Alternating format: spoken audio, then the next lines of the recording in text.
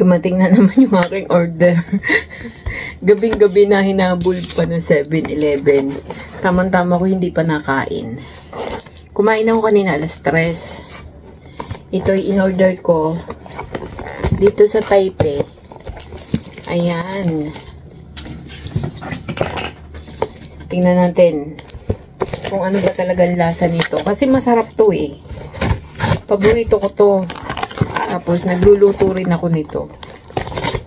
Eh, syempre, iba na yung nasa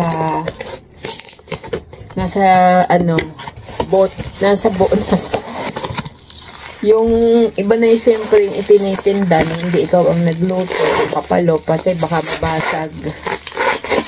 Yan. Ang kapal ng balot. Kapal ng balot mo. Ay grabe, sa balot pa lang lugi na. Lugi na yung nagtitinda, balot pa lang. Ayan. Tcharan! Ano to? Sinantulan.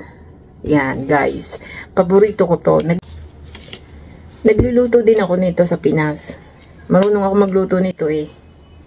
Kasi yung yung lolo ko, dish to ng ng Bicol, mga Bicolano. Ano to, santol. Mo siya, yung kakayurin, tapos gagataan mo siya ng malapot na maanghang. So, ang binili ko is spicy. Titingnan natin kung talagang masarap. Ang mahal pa naman ito dito. Binili ko to ng 250 NT. Hindi pa kasama yung charge na 40. So, 290. So, nasa mahigit 500. Kulang 500 sa peso. Tingnan natin kung talagang masarap. Yan. Ang pagluto nito guys, gagataan mo siya ng maraming gata. Tapos, lagyan mo ng sili. Hindi mabuksan. Tapos, pakakatihin mo siya sa gata. Yung nagmamantika. Ayaw mabuksan. Ayaw magpakain. Yun.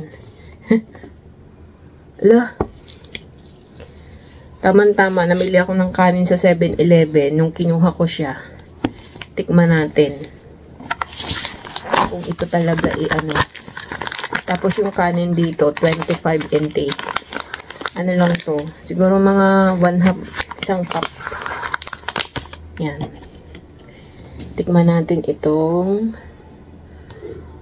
guys,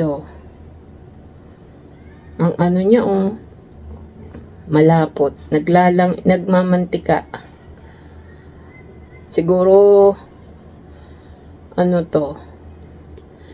Tikman natin kung talagang masarap. Naku po, amoy maanghang. Mga Bicolano ang mahilig sa ganito. Yung lolo ko Bicol, nagluluto siya nito. Tapos, yung natutunan ko, nagluluto din ako. Tikman natin.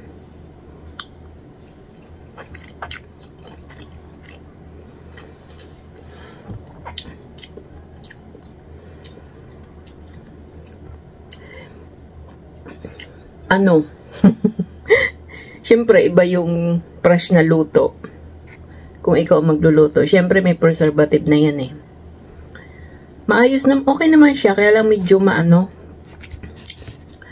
para siyang pangkanin talaga, pangkanin.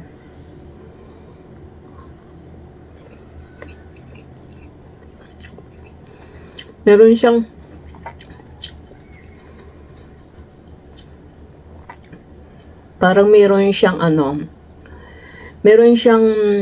parang pag kumain ka ba ng ng barbecue, may smoky taste, smoky flavor siya.